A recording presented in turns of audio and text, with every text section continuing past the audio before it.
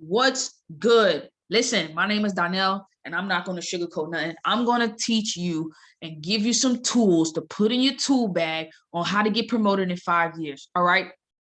First things first, I just want to thank you all for tuning into the channel. If you can, subscribe and like this video because I guarantee you're going to get a lot out of it. I'm going to go very in depth, but I'm going to go fast.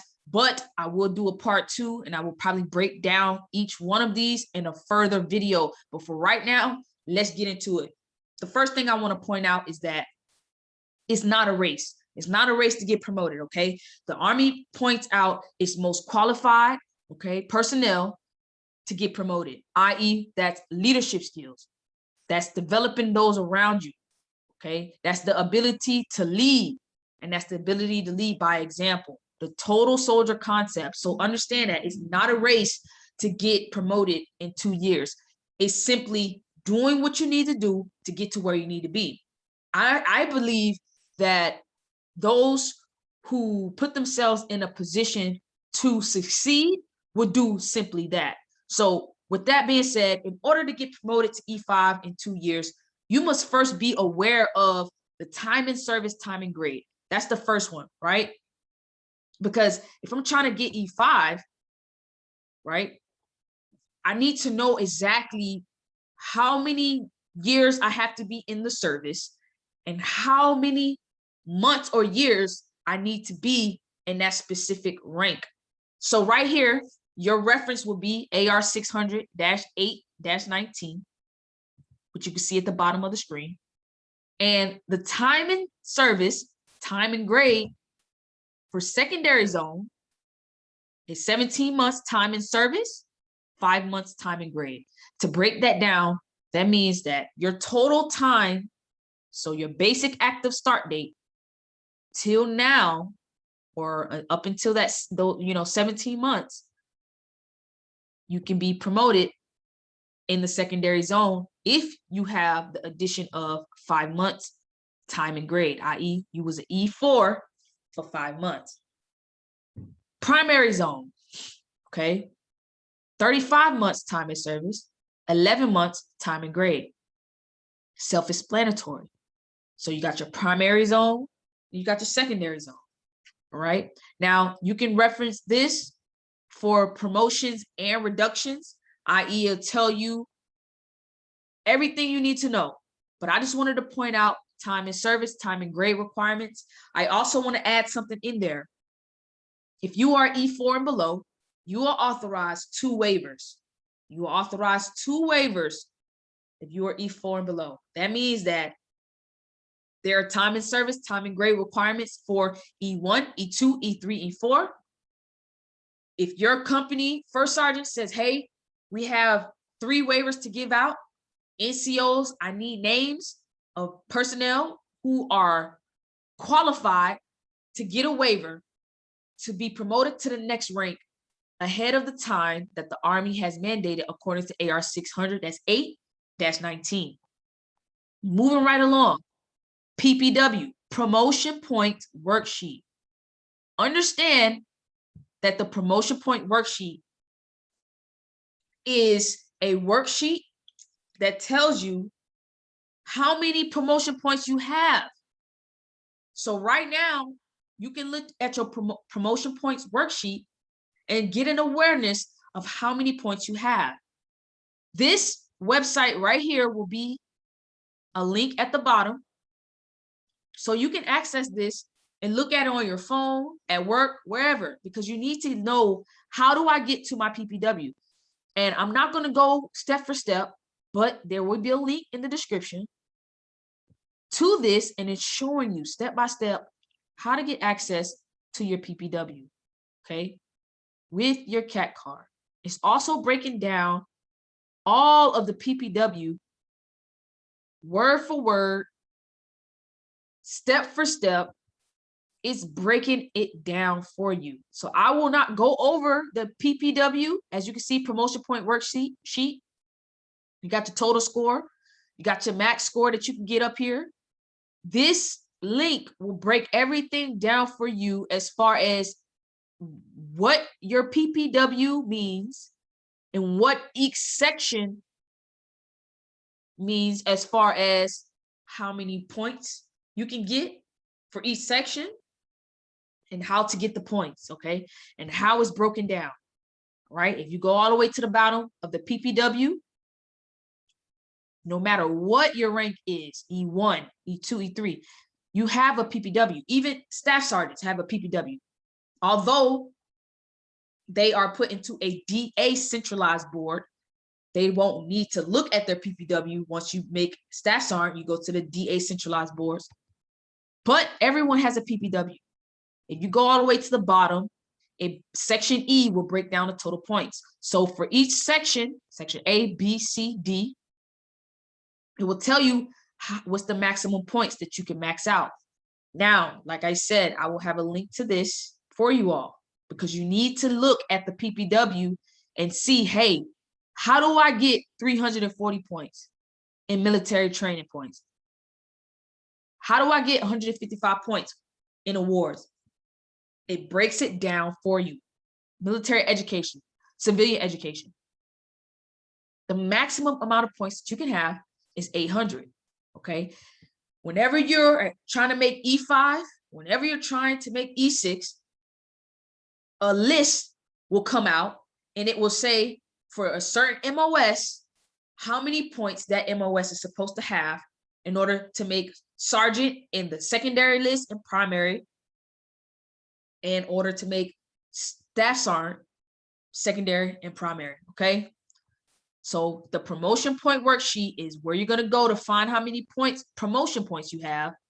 So when that list comes out, you can see if you made it just by looking at the points. You won't even have to look by name at the list. You can look at the points and say, okay, points was 600 for sergeant. I have 612, I made the list. All right, moving on. We knocking this out the park, y'all. Like I said, I'll break down this a little bit more, but as we get through this, I'm telling you, you're gonna be more knowledgeable, and all of this stuff you can ask your NCO about. Next thing, SSD1 correspondence hours. Okay, SSD1 correspondence hours. You're talking about self-structured development 1. What is SSD1? Again, it's the lessons that you are to be taught prior to going to basic leadership course. That's why I put this before your PME, because you need to complete SSD1. No one is going to send you to BLC without you completing SSD1 and having some correspondence hours. So this is all the lessons that are covered. Army writing style, combat operations report. All of the lessons that are covered in SSD1, all right? Easy. Ask your NCO, whether you're an AIT right now watching this, ask your NCO, how do I get to SSD1? They will gladly show you. And guess what? There's YouTubers out there that have videos on how to access SSD1 and complete it in a day. There's videos on YouTube on how to max out correspondence hours in a day, in a month. The information is out there, y'all. I'm just trying to give it to y'all plain sight. These are the things. Write these things down. We already talked about these things. All right, let's highlight them as we talk about them. Let's highlight them as we talk about them. PME, Basic Leaders Course. In order to get promoted to sergeant, you have to complete BLC. You have to complete SSD1. Those are 2 mandatory things that you have to do to go to BLC. BLC will teach you how to march, how to conduct PRT, how to write a memo, the basic things that are needed to become a non-commissioned officer. You will do land nav. Basic Leaders Course, okay, is at every duty station, every single duty station. Ask your NCO about it. Look up videos on YouTube about it. Get aware of what you need to become a sergeant. What is it I need to do? What is it that I need to start researching? Even if you don't talk to your NCO, if you want to get these first, if you want to know and read up on the first 3 things and max out and complete SSD1 and max out on correspondence hours before you talk to your NCO about BLC, perfect. Okay. But BLC is something that you will need to become an E5. Moving on, enroll in college. This is important. How do I enroll in college? Listen, go to the education center. You don't need nobody. Go to the education center. Tell your NCO I have an appointment at the education center, or you call. Let's just say you're at Fort Stewart. You go to Fort Stewart. The Fort Stewart homepage. It say education center. It'll tell you all the programs that are offered at the education center, not just for you, but for your wife. Okay? We have to become knowledgeable. We have to become aware. Understand that there used to be a regulation that state that, oh, you have to be in the military for a year before you can even enroll in college. Listen, that is no longer a thing. Call these numbers. Call these numbers and get the information. Tell them, hey, I want to enroll in school. I want to get my associate's degree, my bachelor's degree, whatever it is. I need help rolling in school. Okay. That is what the education center is for. They are there to help you enroll in school. Listen, one of the best things that you can do early on is get enrolled in college. Get enrolled in college. One thing I want to say before I move on to the next thing, correspondence hours. I want to hit on that again. I was maxed out on my correspondence hours as an E4, all the way up to E6. So in order to make E5, you need a certain amount of correspondence hours to max out. Remember, we looked at the PPW. The PPW will tell you how much correspondence hours you need to max out to make E5. It will tell you how much correspondence hours you need to max out for E6. As an E4, I was maxed out on correspondence all the way for E6. So when I made E5, I didn't have to hop back on no computer, knocking out correspondence hours for me to make E6. I had killed that bird, 2 birds in 1 stone as an E4. I'm telling you, if you're E1 watching this, knock it out. Max out correspondence all the way up to E6. It will be the best thing that you did. That was the best advice my NCO ever gave me. Listen, do it, max it out all the way to E6. You will never have to look back at those courses. Are they long? Yes. It's going to take up time? Yes. But sacrifice. We're visionaries. We know what we want in life. We live life with a purpose. And guess what? You have to sacrifice. You have to sacrifice those weekends. I was waking up at Fort Hood, going to the office 1 hour before PT every day for 2 months to max out. People that, what you doing in the office? I'm not working. I'm doing my correspondence hours. I would bring my food. I would eat peanut butter and jelly sandwiches at work during lunch so I can do 1 hour of correspondence hours. I'm telling you, every hour counts. What are you willing to do this right here? Get promoted to E5 in 2 years. You got to put in work ethic. And understand this list is not all inclusive. These are just some of the things that I want to point out to you all that you should be doing. Let's move on. We already talked about enrolling in college. Go to the education center. Ask your NCO to go with you if you want them to go with you.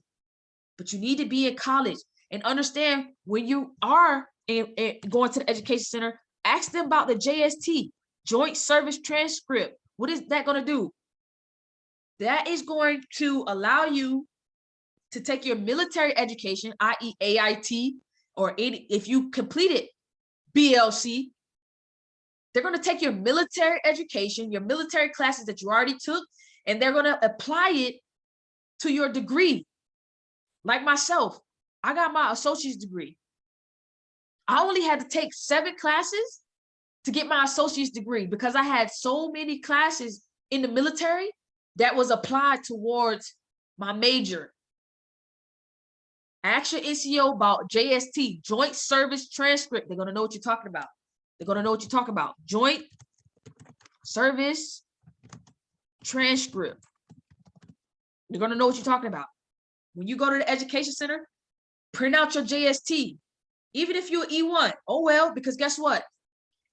When you graduated from AIT, you earned college credits for that. Yes, you did. Joint service transcript. Ask them about it. Moving on. MOVSM. MOVSM. Let's talk about it. MOVSM. Military Outstanding Volunteer Service Medal. Service Medal.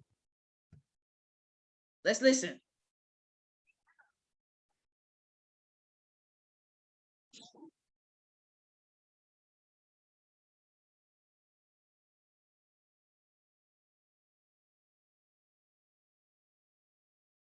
Listen, to sum that up, what does that mean? That means if you volunteer at the USO, like I did, I was a specialist volunteering at the USO. When I was a drill sergeant, I volunteered at the USO and I took pictures and I sent it to my battle buddies. And I said, hey, I'm volunteering at the USO. And they're giving drill sergeants double the hours because they know we work long hours. Every Saturday, I would spend 1 hour at the USO. Now, for the MOVSM, one thing I want to point out, every commander has to put out a policy letter on how many hours that they are recommending that someone have in order to get this award. So for example, my battalion commander put out, hey, we want 100 hours for drill sergeants for them to get the MOVSM, 100 hours. So the drill sergeants will get 100 hours, whether it's working at horse stables. We volunteered at the high schools, reading books. We volunteered with the JRTC. I volunteered doing PE with the high schoolers. We read books to the elementary.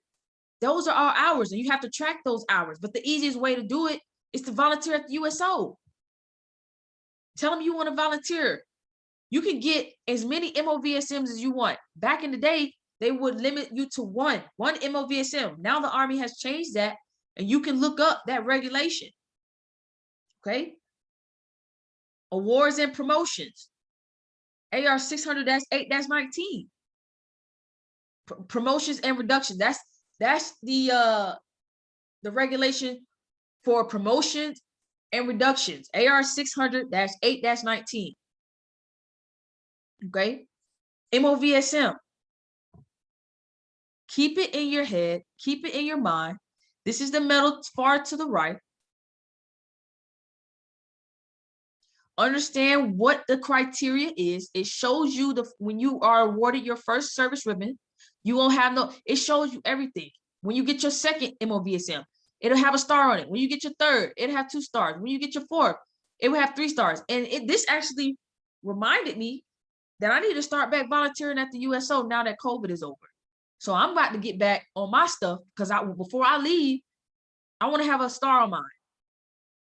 I want the military to understand that Miles is not complacent. She's accomplished so much in life, but she's not complacent. She's still, no matter what her rank is, she still wants to move forward. She still wants to volunteer because guess what? The Army value. Selfless service. That's what the S stands for, right? That's what this is. Whenever you're getting looked at for promotion, whether it's E5, E6, E7, E9, it don't matter. Look at the Army values and figure out what are you doing to live up to the Army values? What are you doing to live up to the Soldier's Creed? What are you doing to live up to the NCO Creed? What are you doing to get better at your MOS? These are the things right here that I'm talking about. These are the main things. Moving on. Physical fitness and weapons. Physical fitness and weapons. Listen, every time you're at PT, you need to go hard. Go hard in the paint. Give it all you got. Give it all you got. If you know you're not good at running, listen, what do we have to do? Run more. Run more. Ask your NCO. I want to cut a minute off my 2-mile run. I want to throw the sprint, throw the ball further. Okay. I want to be better at every event in the ACFT. I want to max everything. Guess what? Regardless of gender, you can do it. You can do it. And I believe in you. If you got to do 2 a days, if you got to cut back on eating that crap, Go to the DFAC, eat a full meal. Start eating better. Start exercising. Listen, take the time out to do what you need to do to get to where you need to be. All of this stuff matters. Unfortunately, on a PPW, they're still doing the APFT for promotion points. But understand that all of it matters. Weapons. When you go to the range, when you look at your PPW, it'll show you, what do I need to do on my PT test to max? And I'm pretty sure in the upcoming years, they're going to change it to ACFT. But right now, it still has APFT on there. Weapons. What do I need to shoot? What do I need to qualify with in order to max?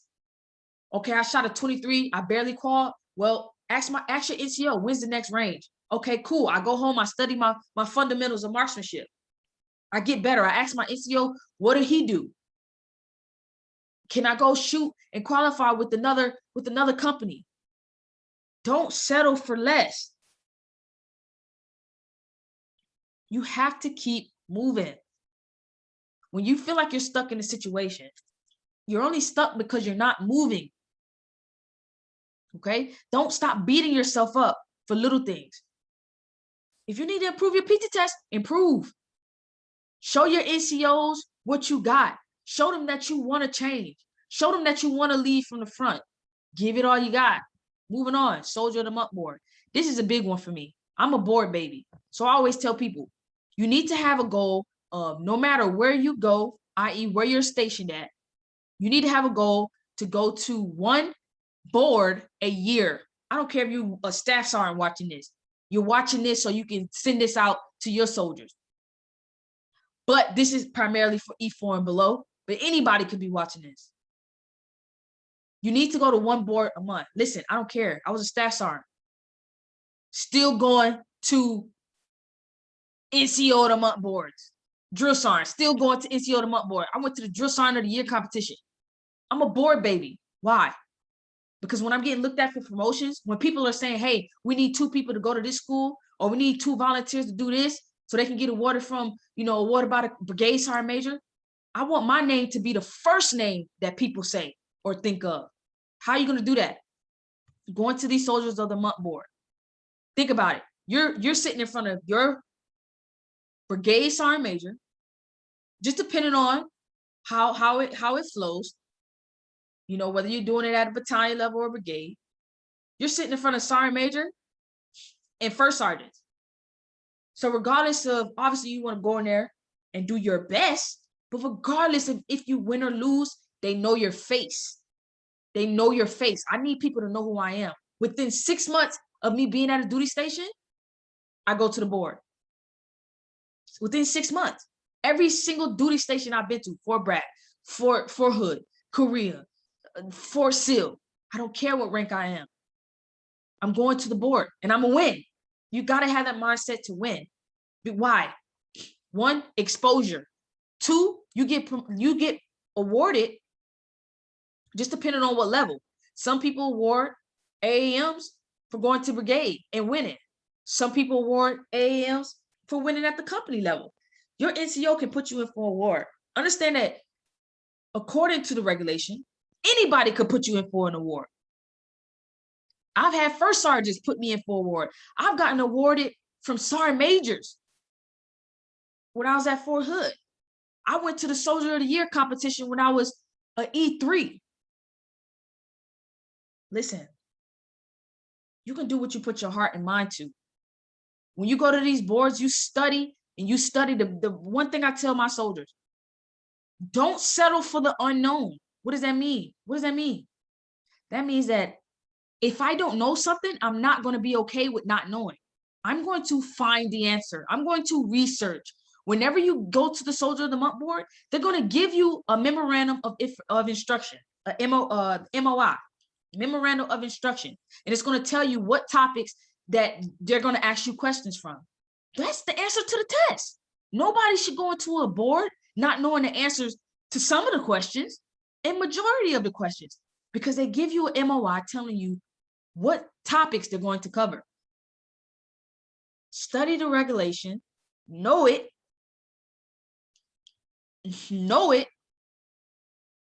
and comprehend it. That's the key part. All right. So we're about to close this out. I just want to talk about two things I got a bonus on. Okay. When you look at your PPW, it's going to say, you know, airborne.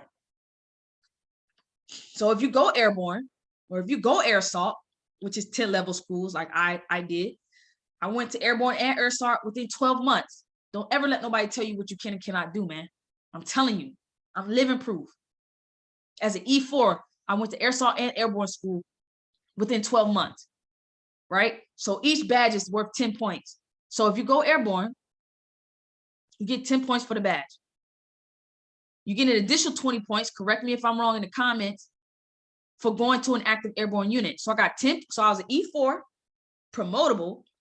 I was an E4 when I went to airborne school. Came back, got my P status, and I came up on orders for Fort Bragg. So within that time span, I had already gained 30 points, 30 promotion points. As an E4 promotable, I had 670 points. Mind you, I'm a 92 alpha. So our points are always high when it comes to E5, E6. It's always like 700, 713. Well, I caught it around the 610. So obviously I got promoted to E5, but I had well over 650 points as an E4 promotable because I grind. I was grinding. You gotta wake up and go get it, y'all. And this is just an incentive. You know, whenever you come up on your first reenlistment, if this is something you're interested in, like I said, it's 30 points. You have to grind. When people ask me why you go airborne, it's 30 points. Just for me walking in the door, I get 30 points. Yes, you get paid extra money, but I'm not concerned about the money. I'm concerned about getting promoted to E5. Okay. Next thing, when I was at Fort Bragg, they had it to where if you go donate blood, they give you promotion points. I don't know if this is still active, but I am telling you to Google where you're at and type in blood donation center, give them a call and say, hey, do you all give out awards for people donating plasma? Okay, and they're going to tell you the criteria. They're going to say yes or they're going to say no. If they say yes, they're going to tell you Fort Hood had it when I was there, but I couldn't actively I couldn't do it because I was PCSing, and Fort Bragg has it. I don't know if it's still in effect, but again, I just wanted to point those things out to you guys. All right. So remember, if you're looking at this video, I'm going to put links at the bottom so you can go look at the PPW and how to get there. But with that being said, I'm going to close this video out. Thank you guys for watching. I hope you guys enjoyed this video, and I'll catch y'all on the next one.